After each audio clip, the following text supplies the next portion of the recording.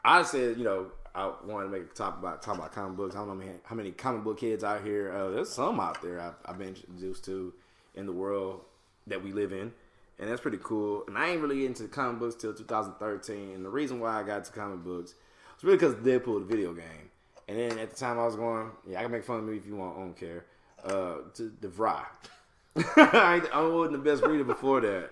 That's so funny. So there's nothing wrong with going to the Rob. Nah, it's just the good. fact that you preface it with Cause that. people make fun of me, man. You should hear the jokes on like everywhere, even on TV. But that's cool, and I don't care. I mean, at least I got a higher education. That's the importance of it. I got a higher education, and I wasn't the best of readers at the time, and I remember this scene. What was that movie? Bringing Down the House with Queen Latifah, Steve Martin, and what's his name? Eugene Levy. And there was a scene on there when like Steve Martin's son like pick up a magazine, it was a dirty mag, and go, "Dad, what's a rat?" Because apparently the kid dyslexia and all this shit. And he go, "It's a country." He grabbed it. He said, "It's a country." And then Queen Latifah was like, "Nah, let him look at it, let him read it." And he's like, "What?" And like, let's just do it. So he listened to Queen Latifah, the little boy grabbed it and started reading out of it. And she was like, "Dude, you need to give him something that stimulates his mind." Because your brain's a muscle. Yeah, of course. And so, got to exercise, said muscle. Me, I wasn't really exercising that much. It might go for a walk, Tough. So I was like, all right, cool. I'm going to read comic books because this seems like it's interesting. Because I'm going to have to read at school anyway. Because I actually read, I read a psychology book. I read 14 out of 15 chapters in a psychology book. Yeah. I had no choice because I had an online class with them motherfuckers. And fuck. Never mind. I'm not going to talk shit about that teacher. Don't do it. I know you hate it. Motherfucker, I hate that teacher. Anyway, so I got into Deadpool a lot, and all I do is laugh. So here's my favorite comic books, and I'm in no particular order, which I did write them down. I like Deadpool comics. I'm gonna give you my top favorite one on that one. I like Old Man Logan. Not Logan like what y'all seen on the movies, but kind of sort of, but it's different. Loosely based off that. But it's like this is a seven comic book. I heard about this at a comic books. No, was it a comic book store? I forget. And I got it like the day I got my inheritance from my father when he passed away. Lord bless his soul. I literally spent $300 on comic books alone, on all the Onslaught comics, on Old Man Logan, I think something else. That's a lot of fucking money for some comics. And those are graphic novels, so it was like comic books and beyond comic books, but it was like, it was thick as fuck. I say like there was like a thick stack of comics, I remember. And I went to school after that. Speaking of the fry. What I like about Old Man Logan, man, it was a what if story. Like, what if the bad guys won?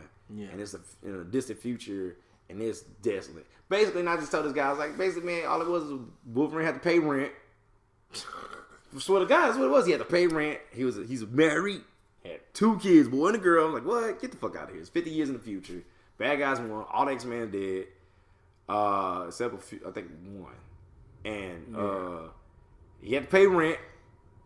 So he was a drug mule. Him and a glaucoma riddle freaking Hawkeye, whose Spider-Man's daughter was his 3rd ex-wife. Yeah, it was weird. It was crazy. I love it, man. And most of the time, Wolverine was a fucking pussy fest, as I like to call it, pacifist. He actually said pacifist. I'm like, yo, pussy fest. You Wolverine. What? It's more to it than that, man. So if I was y'all, don't forget about the inbred Hulks. Can't forget about them. The Hulk gang, man. Yeah. So apparently Bruce Banner, man, knocked down Jennifer Waltz as his cousin. Yeah, I like that. That happened. That got interesting. That happened. That's what actually got me looking at it. So somebody mentioned that. Get the fuck out of here. That took a left and they didn't tell turn. me. I think it was to like the 6th or 7th. I think it was the 7th comment that mentioned that, and I'm going, get the fuck out of here. But then it's like about the 6th, I think the 5th or 6th comic. That's when Wolverine started messing motherfuckers up. Oh yeah, we got sick of that. Yeah, that pacifist stuff. Yeah, you can hang that up. So that was cool. Another favorite comic. Speaking of Onslaught, that was hot. Because those comics, those Onslaught comics, changed the freaking format of Marvel. I think it was like 96. I think it was in 1996. Yep, Onslaught was not playing with y'all. Yeah, it was 1996. Or no, 90, I want to say 97. I think one was like 95, 96, 97. Because they did Infinity Gauntlet 95. Then they did, I'm back. I used to remember these dates by heart. Then they did Apocalypse. I want to say 96, and then I think 97. That's when they did Onslaught. Okay. And that's what actually like redid the right, universe. actually. Yeah, they redid the whole Marvel universe, man. You know, he killed everybody damn near, and it was only a few survivors. I know the Fantastic Four no more, because I think that's like they got revamped right then. They revamped them. Can you come back and do that again, please? Come back one time. So yeah, man, it was cool. You mean I had a big respect for what the hell's his name? Nate Summers, which is the clone of Cable. You know, so he was I think he was more powerful than Cable, and he was like the clone of Cable. And like Strife was actually a clone of Cable too. Like I think that was the Apocalypse creation though, so that was pretty cool. I mean, dude, this is the only person that made Hulk like say, you know what, I'm going home. I'm pack my shit, go home. This is before Thanos, you know, punked him out in the Marvel universe in the movies. Nah, man, that boy didn't even have to touch him. Thanos had to touch this guy on the movie. Onslaught mind fucked the Hulk and hurt his feelings. Like, man, I was hurting my people, man. I'm going to go ahead and just get out of here, man. I don't want to play no more, man. I'm gonna get my ball and get out of here, man. So that sucked. Man, it was just so freaking good, man. It so many people, I mean, so many heroes were involved in it, and that's what I like about it. Another favorite comic of mine was X-Men versus the Avengers, and that was after, what comic was that? That was, what comic? God dog it. I'm trying to remember what comic that was after X-Men versus the Avengers. It was, that was after House of M.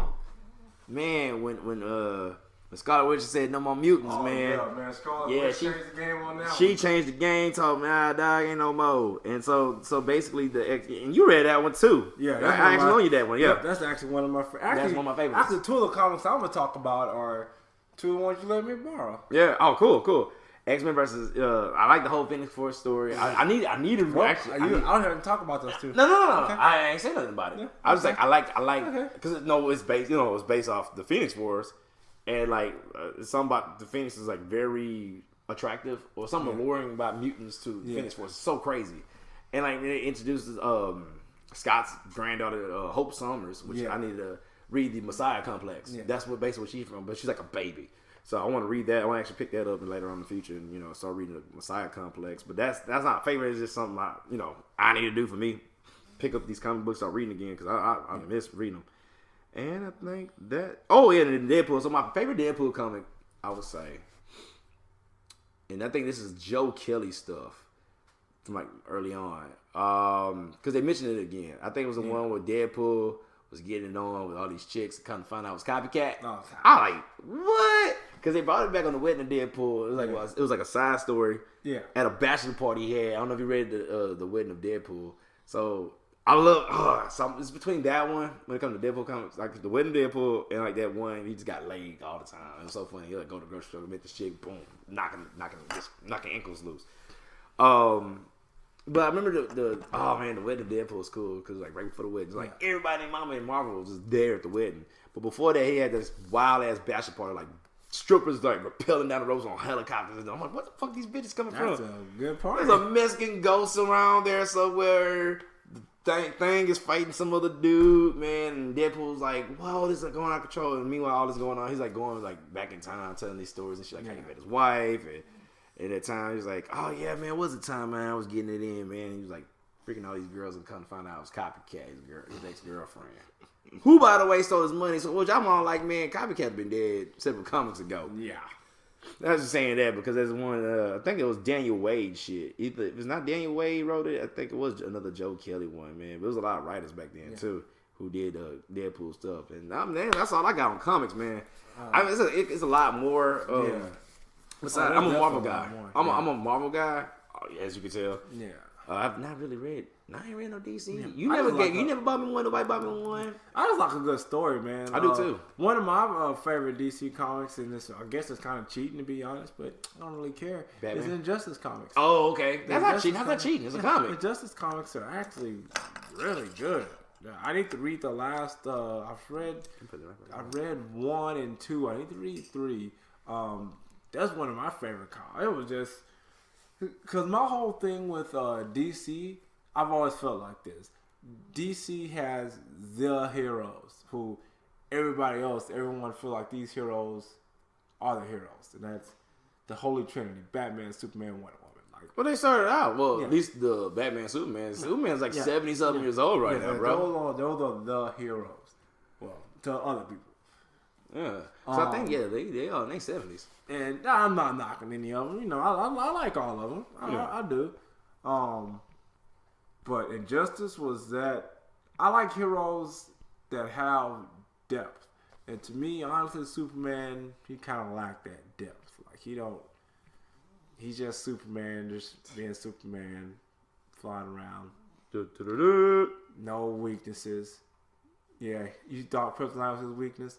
New comics. He gets poisoned by Kryptonite and gains new powers. Kryptonite don't bother him no more. So, Superman, he just, like, to me, I'm like, you're unbeatable. Like, no one can, nothing can beat you when, like, it's crazy. But Injustice, I like it because Superman snapped because the Joker laced some kryptonite with fear toxin, and that's insane. And it drives him crazy. And he believes he's fighting Doomsday. He takes Doomsday up into space and is well on him and slams him back down. Guess who it was? Lois Lane. Good night. Pregnant with his kid. So that makes it worse. Yeah. So Superman snapped, and you guys, yeah. You know how old Superman is? From what? Okay, it's 2019 now, right? Yeah. They said Superman came out June 1938. He's 81 years old, bro. Wow. Well, like that's yep. He's 81. He took his 81-year-old head and ripped it through the Joker's young chest. When I was like, man, April 18th. And Batman was like, "We're gonna make him pay for this. He's never gonna get out." No, he ain't gonna do this again. Right. You're right. He never. Goddamn right. Watch this trick. And if you guys played the Injustice games, you know that's pretty much the jumping off story for the games. That's what happened. Superman's a bad guy now. Hey, don't make you bad when somebody makes you go that far. Yeah, he ain't bad. So that's I like that comic.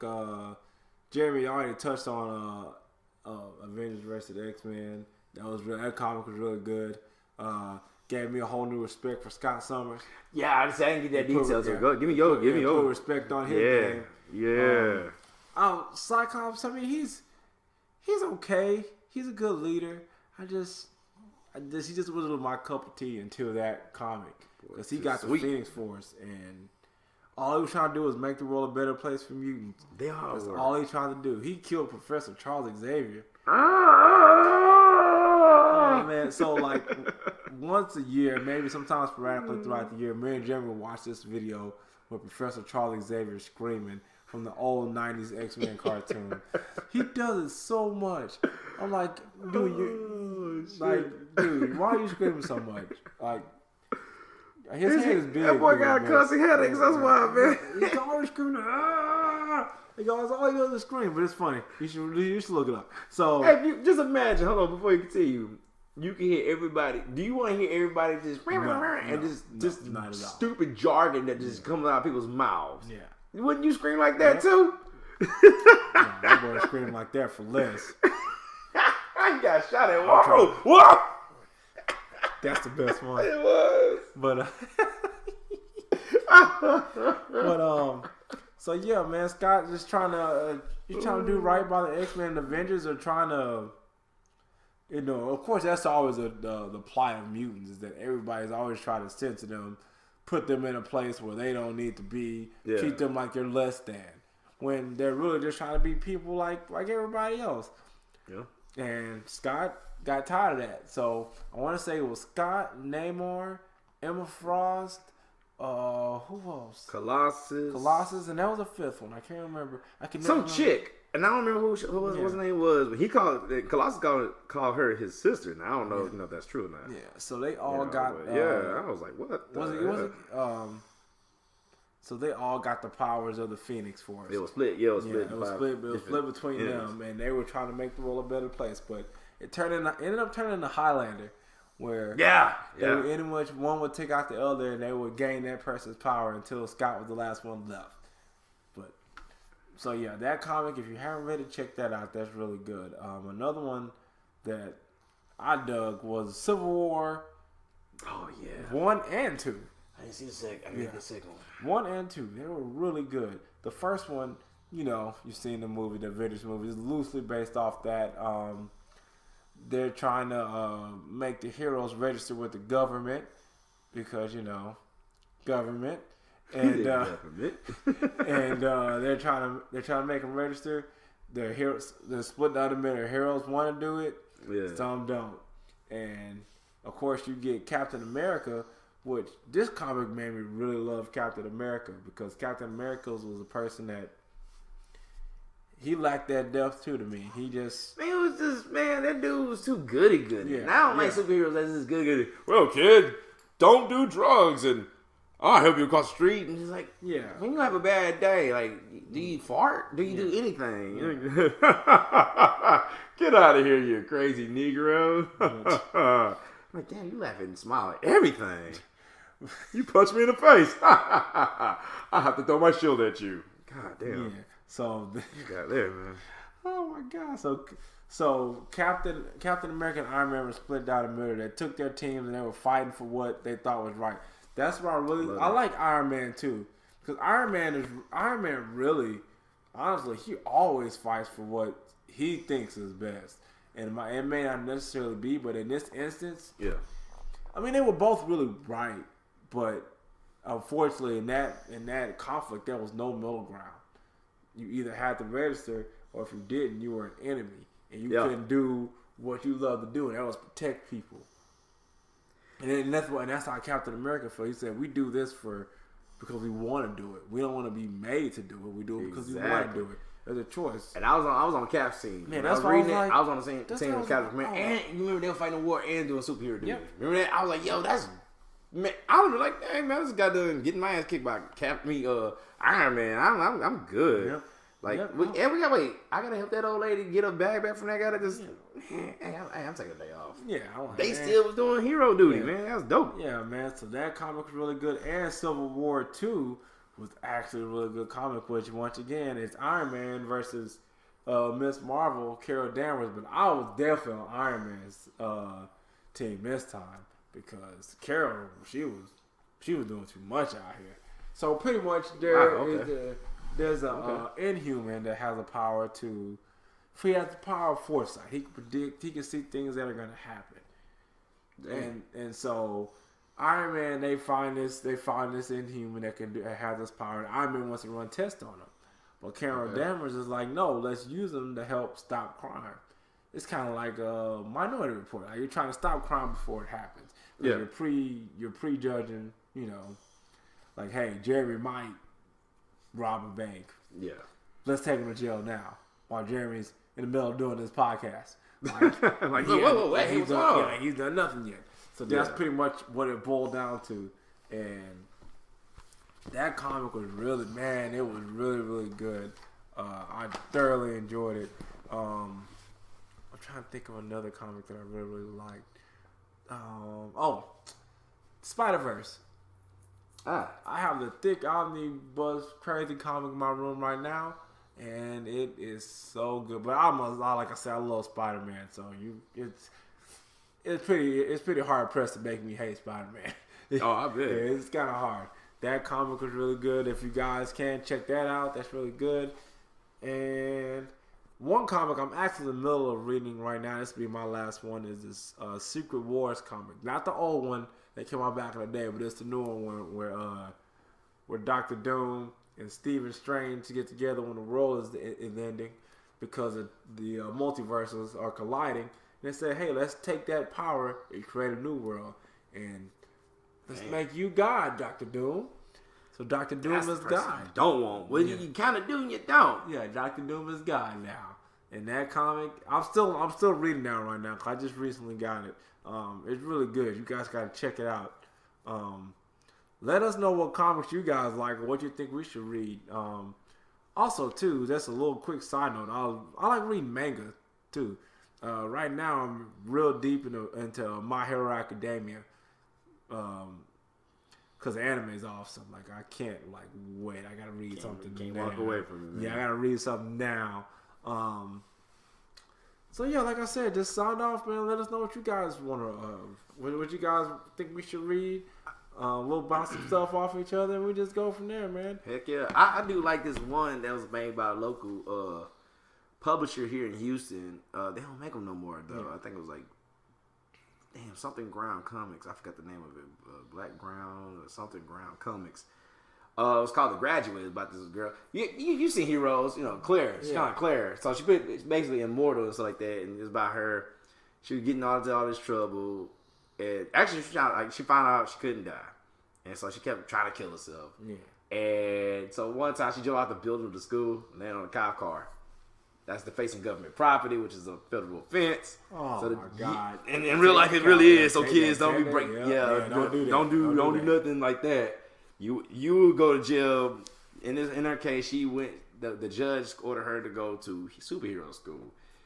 On the way to superhero school, on the flight there, some super powerful guy with powers like killed everybody on the plane and crashed the motherfucker. He's like, "Yeah, you're not gonna make it to the school." And that's how the first coming in. Her walking away from the plane was like, "Dang, I gotta walk now." That's how she took it. I mean, she can't die. And it's so cool. And it's like she met her idols like that, who's like pretty much immortal too. And like just like dressed like a female, not a sexy female Captain America who had barbed wire around her neck.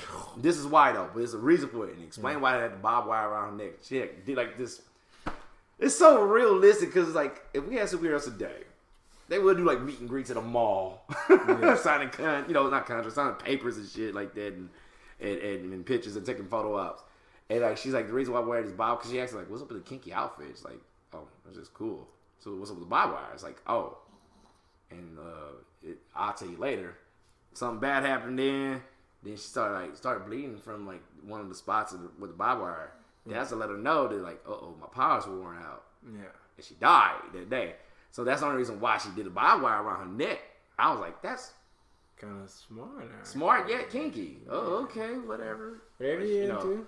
And she gave her like a nice little speech. But they didn't finish it. I was looking for it. They did not finish it. I forget what. Next time I have to look it up and tell y'all what comic book. Oh, what's the company? The publisher. It was a local company here from Houston. That was, and it's funny because Comic Palooza. Go to these comic book conventions, man. Y'all might find something that y'all like. I actually found it because of that, and I spent like literally. I think I got 3 comic books for like $2. Yeah, you can't beat that. And it was good. And the artwork was different than what you normally see. So I'm about that. Man, look, support your local artists, man. You never know. And I guess the reason why I can't find that no more is because probably the lack thereof supporting the artists. I remember I went to Bedrock and I found like I think issue 4 and 5. I forget how many issues I got. It was good. So unfortunately, I guess they stopped writing them or they closed down the company or something like that. I don't know what happened, but it is what it is. That happens. That's life. Everything is like, I feel like every time I like something, it just dies. Like G4 TV, this comic book, just like, dang, everything is like that I find that's entertaining and I love, it just go away. And that just, it is what it is. The next thing I want to bring up, and I want to hear your opinion about it first, before I start opening my trap box. I've been talking for a while. Yeah. For the last probably 2 minutes. But AEW, man. So I don't know if you watched the press. Did you watch the press conference? No, I haven't got a chance to watch it yet. I've really just been reading about it. Yeah, so I watched it. So I remember, I think it was Tuesday when it came out, and like they put on their YouTube channel, Be Elite, and So before I go on, the balls. Before you give your opinion, and we talk about it because I'm gonna get deep into. Yeah. The balls these guys had. So it was Tuesday because it was a SmackDown episode. Yeah. They said they were literally like 500 yards away from the WWE. Oh yeah, man. And they had pyro and everything. That's what they do. Oh, but that's smart though. That's smart. Like, well, keep I mean, it the Jaguars play there, but like it's like, oh, they're gonna be here in Jacksonville. Yeah. Oh, a nigga. Yeah, you gonna capitalize off that. Oh, we gonna be some dicks. Oh, joy. So, yeah, I was like, Yeah. strategic move. I dig it. I dig it. It's like, hey, Yeah. play my thing. Yeah. This is a very like bold thing to do. From like you have actual wrestlers. I mean, I guess it's not unheard of for wrestlers to have their own promotion, but these guys, they're all like relatively young. They're young, and not only they're young, but they're in their prime of wrestling. Like they're like, Especially young bucks. prime of their careers. Like this is crazy. Yeah. And they just decided, hey, we're gonna have our own promotion. We're gonna do this. Yeah. I'm very, very, very intrigued by this. I want to see how it's gonna go. I want to see how WWE is gonna eventually respond because I mean I know honestly in scale it's small compared to them, but I mean this is powerful, man. This is powerful. Like, and look I think it's a big scale because I don't think Ted Turner was passing out that kind of money. Rumor has it that Tony Khan gave like investing $100 million. Yeah. But see, but the thing is that sure they have the money. Yeah, that's one. But I don't think the money is gonna get you that far yet. No, it's not. The gap is so big between WWE and everybody else because I mean that's just it's like WWE's like worth like I think $3 billion now. Yeah, and so I mean they have what they got and they still have to prove themselves even though they're all great. They still have to prove themselves. Like they still have to do it, and I think they're going to. They're going to. I'm very eager. Definitely. I'm so eager to see this journey and what it's going to take. Where it's going to take them. I can't wait. I really can't. So with that, like I said, that Tuesday they announced and I heard it.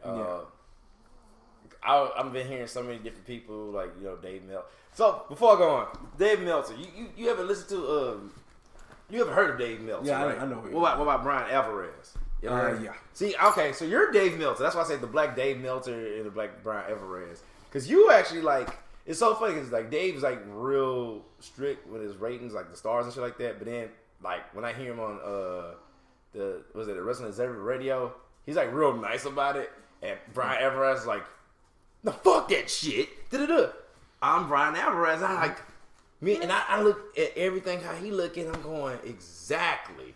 So I'm like, and Chad, you're like, well, I think it's okay. Yeah. At times you like, like, when it's stupid, it's like really dumb. You like, nah, that's trash. Get the fuck out of here. It's trash. Hot trash. I'm Brian. I'm like, okay, no, that's trash. You know that's trash. Chad, get the fuck out of here. And we'll debate. Yeah. And hopefully y'all hear that eventually pretty soon. Yeah. It'll come. It's gonna come. It's gonna come. And and I be like, and like, we still cool at the end of the day. And I'm passionate about it. He gonna hear me cursing. And he like, nah, Jay, this is why. And I'm like, I guess, but rather. Anyway, getting back to it, like Dave Meltzer, like all these like these guys I follow, all the British stuff I be following, like Wrestle Talk and WrestleMania and all that stuff. They put their 2 cents on there too. It's taking the world by storm. Like I said, it was a rumor. We said it on the first episode. Come find out rumors real. But then what really took it by storm was like that Chris Jericho showed up and like he did it again, ladies and gentlemen. Chris Jericho's like, here I am, and he said it himself. He said if they didn't have before his podcast that came out a couple of days ago, he said if they didn't have like a serious TV deal laid out, because they on the table right now, so they getting something. They getting something. Yeah. From what they said, Tony Khan's been going to these meetings and stuff like that for the last couple of weeks about that. He said he wouldn't sign, but really Chris Jericho also said, so I don't know how true that was, but I believe that was, but he said, dude, that's the most money he's ever gotten offered. So they passing out WWE money. Yeah, they had, for him? For him. Because he's a major draw. He is. He really is. But you can base a promotion, honestly, you can base a promotion around every single one of them. Yeah, the Young Bucks, Cody Rhodes, and Jericho. Yeah. You think, Kenny? Well, he's not free yet. Yeah. Wait, no. He'll be free by the end of the month. You think he's going there? Because the WWE said they offer him money, like mad money, but he declined it. So I know he's going. If he declines it, then Yeah, he'd go in there, but No, he already did. yeah, Declined. I remember He at one declined point it. he hadn't declined it yet. They said big money. Yeah, They talking about big money. because man, they're like I told you before, they want to keep people in limbo. Like because if they're all together, man, the Bullet Club, they pushing the wrestling culture forward. They're like they're doing so much. They really are. So I'd do anything to keep them all separated too. Yeah.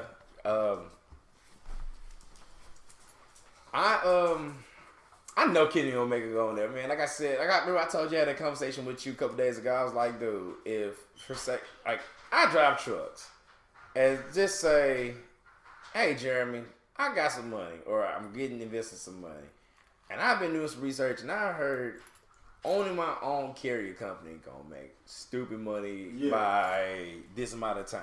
Mm-hmm. But annually right now, starting up, I can make this much, which I'll be happy with that. But I can make this much in, say, 5 years? Yeah. Hey, bro, you've been doing it for a while. Hell, you could be the guy training, whatever. You know, I can use it for a lot of stuff. What'd you do it? And you offer me good money, too? And, like, good benefits and all this and all that. Like, if everything was good, and you're like, my company's going to be all about that life. And be like, word? Well, I'm stuck here for right now for X amount of time. Or be like, all right, when you starting it? Yeah, and I'd be right at the door first thing. And it'd be harder for me because the reason why is because, like, oh, well, he knows the owner, which would be you, you know, in that case. Yeah. So, like, say Kenny Omega going there, they going to, you know, expectations are always going to be high, but I've seen great things from Kenny. Yeah. I've seen great things from Jericho. Cody, I ain't really seen a lot of stuff, though, but you know what? He got his daddy blood in him. Let me check, you know, and that's I think it's going to be a success because you got to remember, I was watching some interviews last night before I went to bed with old Dusty, and he tells stories like a motherfucker. He said cold-blooded butcher. I was like, what? No, sausage maker. That's what he said. Yeah, he's a storyteller, man. But the key thing was, man, they both did it. Both Cody and both Dusty. Vince put polka dots on Dusty. He put polka dots over, bro. It made it work. And he put makeup on Cody. He put makeup on his son, his youngest son, and he put that shit over. Yep. And it was like, damn, he did that. His dad booked shows for WCW or Jim Crockett Promotions and all that stuff for years, and good stuff. He booked good stuff. Of course, he put himself over a lot, but I mean, why wouldn't you? You still do it.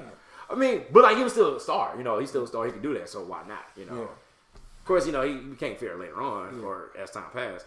And then look at Cody. Cody helped. I ain't gonna say he booked it all, but he helped book. All in. Now, one thing I'm gonna say. What's that? You seen it last Saturday. I showed you that shit. Long as they don't do no dick spots, take Joey. Hey, look. Don't put Joey around your show. Keep that motherfucker out the door. He be. Go home, Joey. Go home. You know how I feel about. Cause death and rather, and it was dick Joe. It was a dick spot. So it was two things. No. One thing you didn't like, and one thing I was like, "What the fuck?" It almost to the point ruined that pay per view for me. Yeah, I'm not one thing. Why you let one thing ruin it? But I'm like, it was unnecessary. It was super unnecessary. You don't get it. Everything was good. Yeah. Then that happened. Yeah. And then everything went back to good. But it's like, nah, bro. Did Druids do? Come on. That was kind of dumb. That was very dumb. Yeah, man. I'm very excited about AEW. Hopefully they just rely on their everyone's wrestling ability because they're great enough to do it. Yes. You don't have to fall into those traps of trying to like lure people in, you know, because y'all look great. You got the talent. You don't have to do anything else. I'm very eager to see, like I was saying before, how WWE is going to respond to this. Because, you know, when TNA first started, they didn't even look at TNA. They didn't take it seriously. Oh, they did. They took notice at one point, but now, I mean. Yeah, because they got all the guys that had high profile names. TNA was like a shell of itself now. Yeah, pride, but you got to think about I would too. If you took Sting, Booker T, Kurt Angle, then you were making your own stuff, you know, your own guys, Samoa Joe and AJ Styles, but they were nobody's at that time. Yeah. And you got, you know, I think what TNA messed up on, besides, I mean, Dixie is cool. And like I heard stories with Jim Cornette talking about, because he worked there too, which that's when I stopped watching. I'm assuming, but I was in the Army, so I was busy with the Army. They had Vince Russo That's what fucked it up. Oh, that guy right there. And Dixie didn't know what the hell she doing about the rest of Sometimes it. he can't write himself out of the paper bag. Man, he can't. And that was the problem. Like, you had that guy booking and writing. I'm like, no, you get the fuck out of here. Dude, what was his name? What was that David Arquette. Oh, he's wrestling again, by the way. He's really, he almost died. Who? David Arquette. He ain't, no. This time he trained. He almost died this time, too, doing the garbage matches. Google that. That happened a couple weeks ago. David Arquette. He actually almost got cut his jugular. Almost died in a garbage match. Wow. Yeah, almost died. Okay, so we're getting back to AEW. Wow. I'm excited for it because it's variety. Yeah. Get back to it. And any man, all wrestling is like being able to see different other companies of wrestling. Yeah. And see what they offer. It's always good, man. It's always, to me, it's not always so much about the competition between WWE and somebody else. No, I don't care about that. Even It's about, hey, man, these guys are putting on good quality matches here. They're doing it there. They're doing it for this company. They're doing it for that company. That's what I want to see. That's what I like. I think they're going to be WWE, like, in quality. Not money. I'm not caring about money. Yeah. I'm going to tell you why. Because even Jericho's like, we're not going to beat them. Because, like, nobody's going to be WWE. Because it's WWE. On top of that, he said, we're not here to do that. Yeah. You know. You provide something different. And that's what I want. And, like, but not just that, they can have, like, you know, the Chinese one, the OWE, the Oriental Wrestling Entertainment. Yeah. I actually seen a match with, I've never seen that before. I didn't either. And I Googled it as I was driving home. I looked at, SEMA and another guy. I forgot his name. T-Hawk. I'm going to say Street Fighter guy. T-Hawk. They're good. There's a lot of high spots. Yeah. Oh, well, they didn't. No. I lied. That match, it was in Germany because the announcer was, you know, Guten Tag his ass off. Vino Schnitzel and wearing the lederhosen. I'm lying. He didn't wear the lederhosen. Wow. I'm just joking. I'm just, no offense to the German people. Yeah. They're cool. The match was cool. What really turned me on to it, this sounds stupid as fuck, was the commentary. Because they were talking about the fucking match. I've been hearing complaints, and I've been doing it myself, about commentary. And like I was just listening to the video with, who was it? Lance Storm and Brian Alvarez. Once again, my hero. He's my spirit animal. He's my white spirit animal. Because, man, why do they have 3 commentaries in every show in WWE? And then they have them say the dumbest shit. Then, not just that. It's like, and I've been making this up for a while, man. They do. Joey Styles said it years before they had like a third one. But they've been saying, it's like, we're telling stories. Why are we not calling the goddamn match? Because this is how I look at it nowadays. Follow me. Yeah. And I'm going to shut up real quick. I got you. This is how they do it. Say, they got a match with Bob Backlund and Serena Williams versus freaking the Fabulous Truth. Follow me. Well, you know, so you got Carmella, R-Truth versus Serena Williams and Bob Backlund. I'm here for this. And you got Corey Graves talking about, yeah, man, went to Starbucks earlier today, and I seen the Undertaker and fucking, you know, Starbucks. He getting a venti, a caramel macchiato, and I'm going, what the fuck they got to do with Serena? She just hit this nigga with a tennis racket like she Jim Cornette. What are you talking about? That's what they do. Dude, he got Bob Backlund got motherfucking what's her name? Carmella and a cross chicken wing. And it's like, what the fuck are y'all doing? So I hope AEW do better with that. Yep. I hope they do better with their matches because there's been a lot of silly shit on Raw. SmackDown's pretty decent. Yeah, SmackDown, honestly, Raw is garbage. SmackDown, and one thing I'm looking forward to, maybe we can touch on this like the next podcast. Go ahead. Because we're at the 217 mark. That's just quite amazing. I didn't even realize we were there. Oh, shit. We didn't get to this other part. Yeah. We might say that for the next one. Yeah, okay. Go ahead. Write that down. Go ahead. Yeah, so I'll say that for the next one. I will. Go ahead and do that. One thing I'm looking forward to on Raw, because every time Raw just does not hold my attention anymore. And that, I don't understand why. I don't know what it is. But I want to see by WrestleMania, Seth Rollins needs to be champion. There's been rumors saying that he might fight Brock Lesnar. I really want this what's name to beat Brock Lesnar now. Who? Finn Balor, because he's going to fight him at the Royal Rumble. Yeah, that might not happen. Most likely, it's like a big 90% chance he ain't going to win. You know what they're going to do. But what they did to Daniel Bryan And then that was a good match. That's the crazy part. That was a good match. Hey man, then we watched that together. I was here. I had hope he was about to win. No, he wasn't. No, he wasn't. I had hope, man. I know your heart. That's what you wanted for Christmas, Chad. And I like Brock. You know I like Brock Lesnar, and I know, but he just I put 2 S's. he just doesn't need to be champion right now. Like they need to put the belt on somebody that is gonna be there and fight. Because we had it like that for so long. At first, when he was a prize fighter coming in and out, at first that was kind of cool because it hadn't been done before. But after a while, it's like, okay. I told you about that, bro. It was like, what about all the other people that are here? What about the Finn Balor? Like, you make Finn Balor like he's just like a nobody. He was a first Universal Champion. Now he's trash. Regaled to coming out and fighting, no disrespect against Elias, but fighting Elias like every week. Like, I don't want to see that. That sucks. I'm sorry. He had one good match, and that was against Roman Reigns. I'm going to say it. I'm like, I don't want to see that every week. I don't want to see it every week. Good enough? Yeah. So far? Okay. Yeah. I don't want to see it every week. But, you know, this match with the Royal Rumble was, what is that, a couple weeks? Is that next week? Next Sunday. Oh, next Sunday. We'll have to watch that here and get some Brothers Pizza. All right. Deal. I just hope that it would be great with Finn Balor won, but if he doesn't win, Seth Rollins needs to be the person to get it done. Like, he needs to get it done. Yeah, he needs to be champion. He's like one of the best things on Raw right now. Oh, I agree. Him, Dean Ambrose, but Dean Ambrose he's Intercontinental Champion still, or did he lose? He lost, didn't he? Yeah, guess who won it? Bobby Lashley. I know you're gonna be back hearing it. Bobby Lashley won it, dude. God. Oh my God! I think you mad at a little bitch right now, dude. Oh no! Yeah, I thought you read about it. That's why I ain't said nothing to you. I said he might know. He might already know about this. He read about this, didn't he? Yes, he did. Bobby Lashley, oh my God! Yeah. Watching Bobby Lashley wrestle is like watching. And I used to like Bobby. No, he's all right. He's not that bad, man. Honestly, that's what WWE watered the characters down, bro. That's what they're doing to him. Because when he first came in, he was a beast. TNA was a beast. Well, he was a beast in TNA too. But since he's been back, I'm like, what's going on? Look at Shinsuke Nakamura. Water down. Look at Samoa Joe. Water down. Now the thing about Samoa Joe is I get so mad because they're just giving you little sprinkles of hope with Samoa Joe. Like, he'll come in talking trash. I'm like, talk that mess, Joe. Yeah, talk that mess. Talking. You got that then, promo.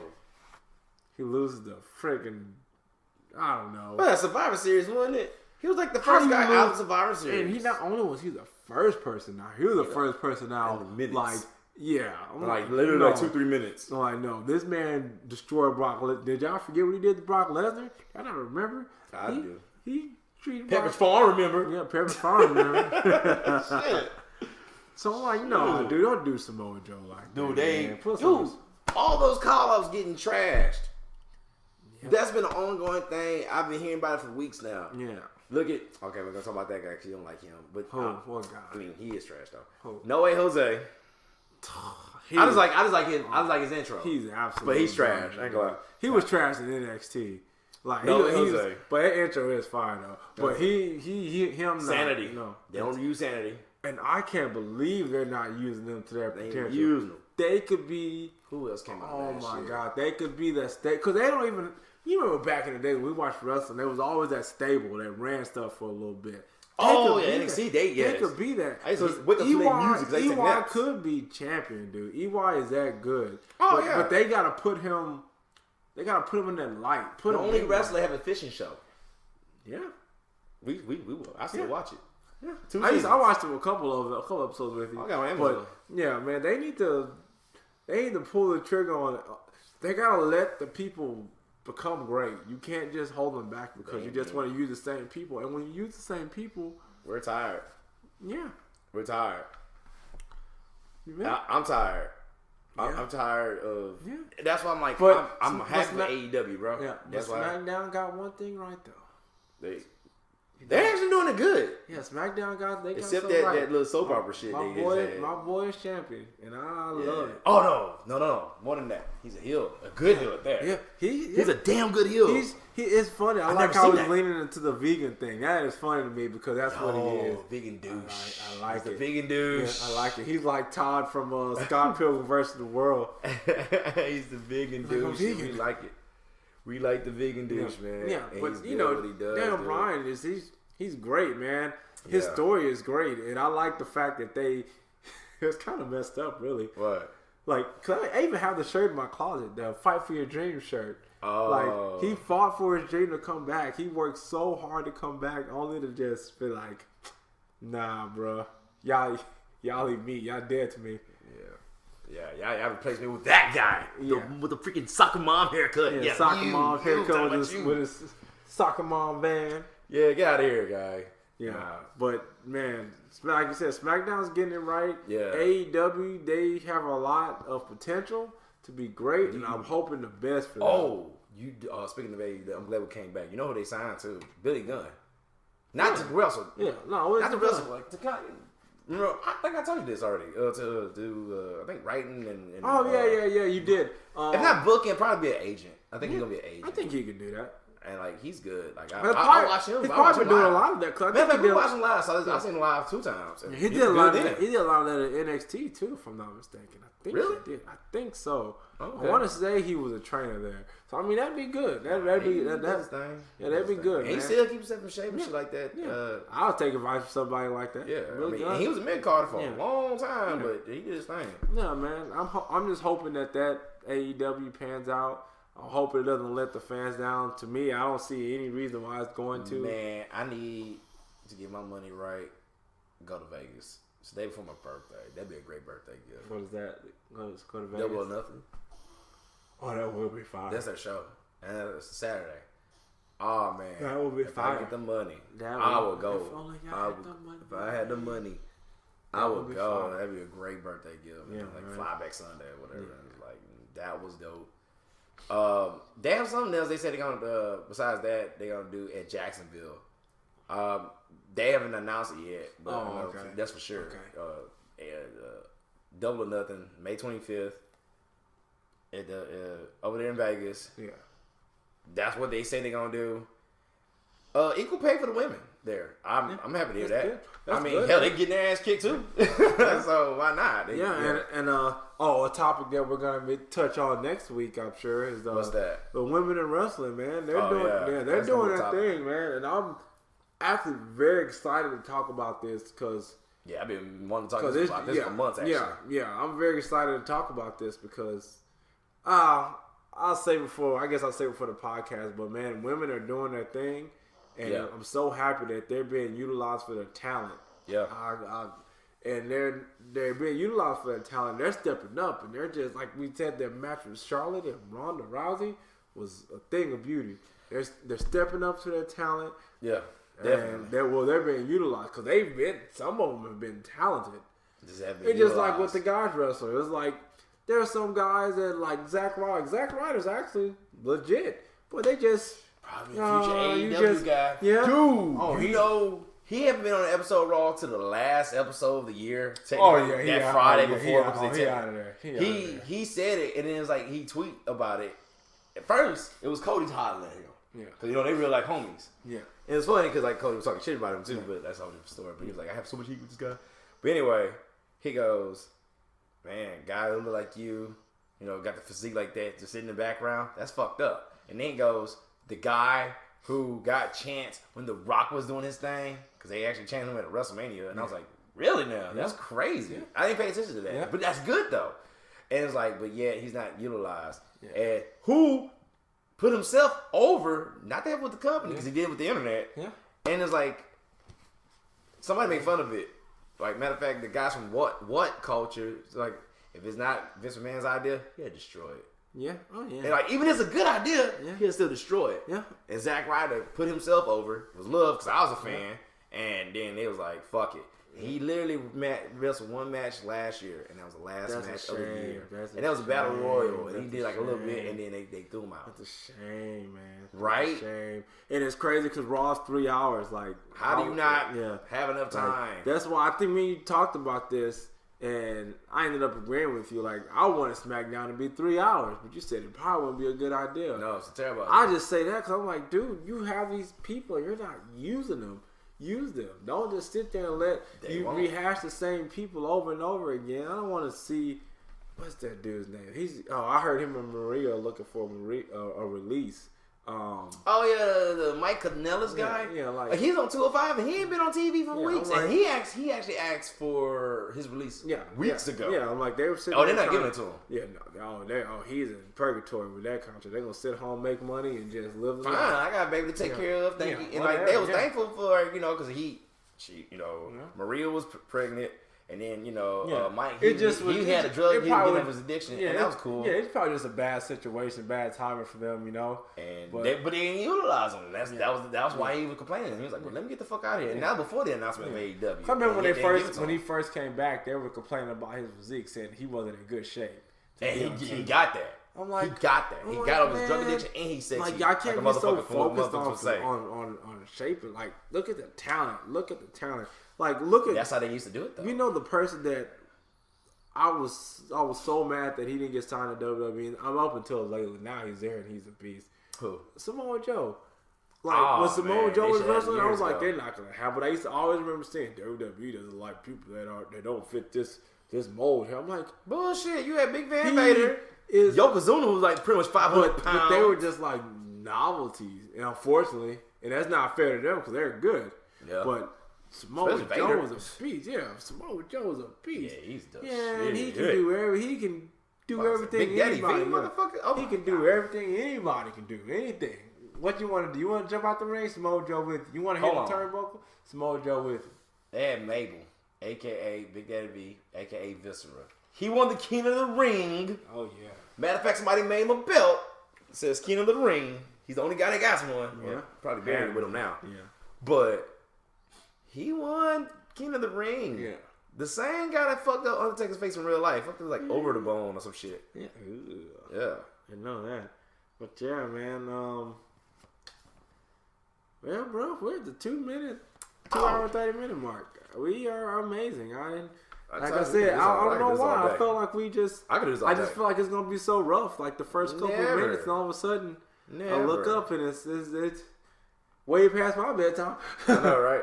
But yeah, shit. I'm happy for the AEW. Getting back to that, and then because I'm about to talk about because you want to talk about the future of this thing, and I do too. Yeah. So yeah, man, I'm happy that the Young Bucks and Cody found Tony Khan. Believe it or not, man, Jericho's agent was like introduced Tony Khan to him. Yeah.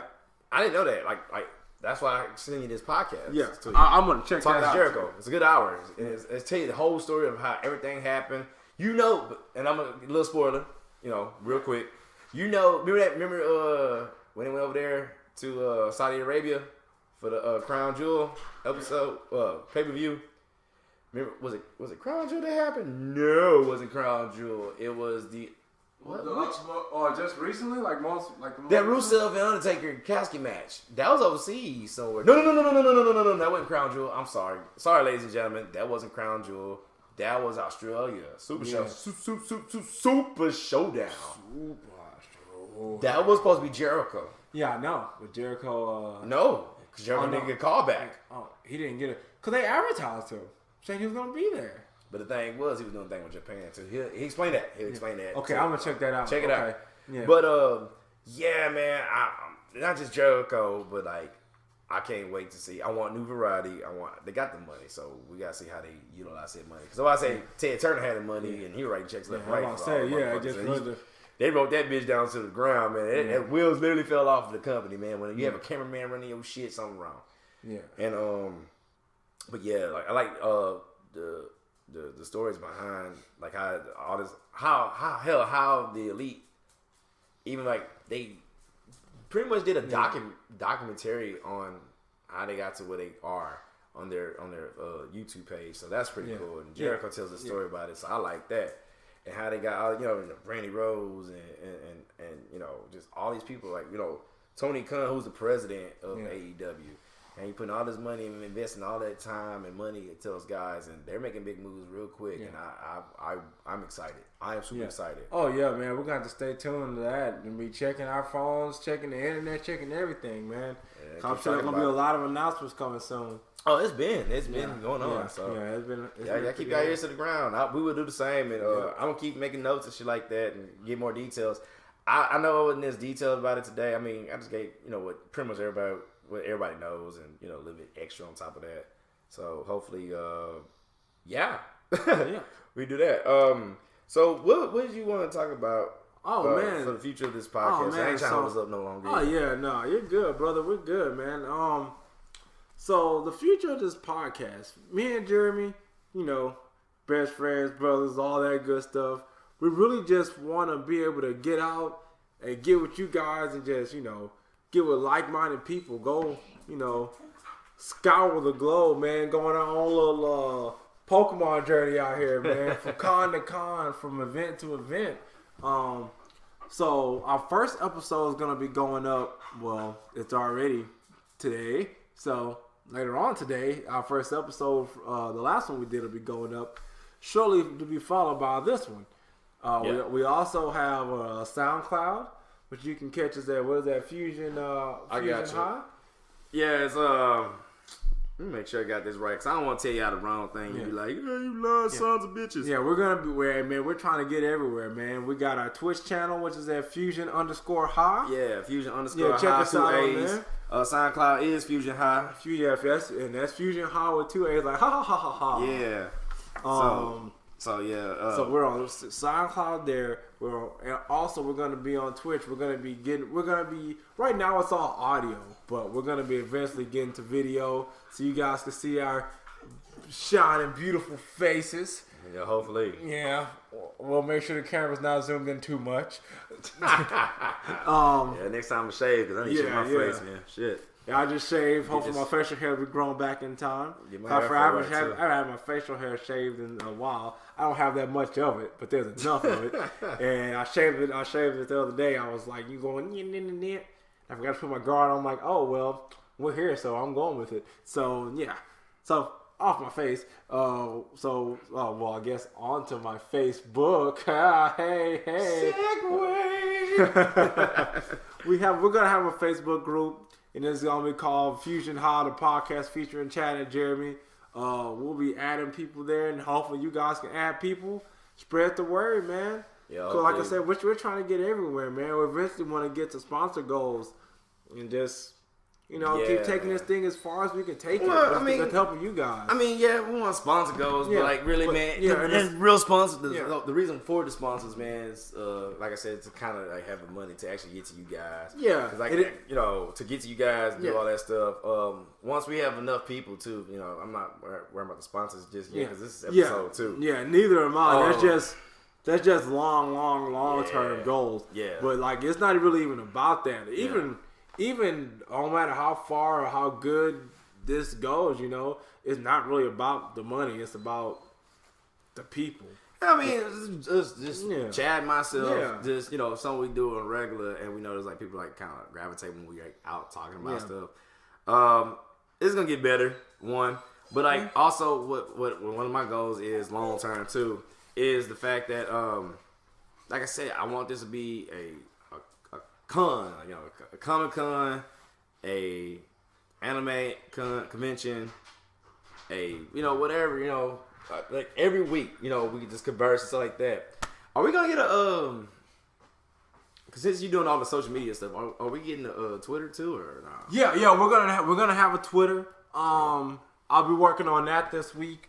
I got some tripods coming in so we can start recording and doing like live recording, Facebook Live, Insta Live. We'll have an Instagram, stuff like that. Instagram, for real? Yeah, okay. Man, we're going to be out here, boy. It's going to be some Instagram. Answer my phone. Like, what's up, man? I'm being Instagram baddie out here, boy. You see me. Oh, man. So, I wanted to talk about it at the beginning of the episode that I did, man. The got music on the second episode. Like no, Hey. like it's not like some like from somebody else. Chad originally wanted this song from Rick. What was the name from that Rick Ross song? Oh man, Purple Lamborghini. Purple Lamborghini.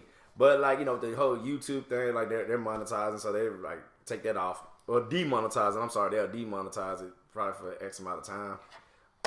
Somehow, some way, through the graces of God, a guy, up and coming producer, he ain't nobody big yet. He told me he's still in the dojo. That's how you look at it. I was like, oh, okay. Made the song for a theme song, I guess we call it a theme song, or a song for the podcast. Yeah. So it's all ours. So we own it. It's not. It's pretty ain't dope. No rapper. I was like, nigga. As soon as I heard that, I was dancing immediately. Oh man, Chad told me about it. He let me hear it. And I was like, "What the hell is that? Like, that's us." Yeah. So, he's like, "Yeah, that's for us, man." And I was like, "Oh, okay." So hopefully you guys like it. Let us know what you think about Please that. Do, It's fire. Can't even deny that. That's high five. Yeah, that's a friend of ours, man. And for the second episode too. Man. It was just a friend of ours, man. He was like, man, he like Chad, so he was like, man, you can have that shit, nigga. So I was like, yeah. Like, he cool with me, but like, he cool with Chad. Yeah. He more cool with Chad. So I was like, all right, then. So that's pretty dope. Yeah, man. But yeah, guys, well, it's been real, man. I hope you guys enjoy it. Like I said, the first episode is going to be going up early tomorrow. And the second episode will follow soon behind it. Yeah. And we're going to try to make this a weekly, maybe every 2 weeks. I don't know. It's coming. It's going to be there. My goal is to do it every week. Yeah. So hopefully we can. Yeah, the goal is to do it every week. But, like Jay said, life happens, Yeah. Hey, you want to play, speaking of the song, you want to play the whole song for the people? Man, let's At the end of it. All right, man. This right here is going to, we could call this the fusion melody right here, man. Thank you. It's been real. Thank you. Y'all be easy, be safe, man. And Fusion High out. Ha!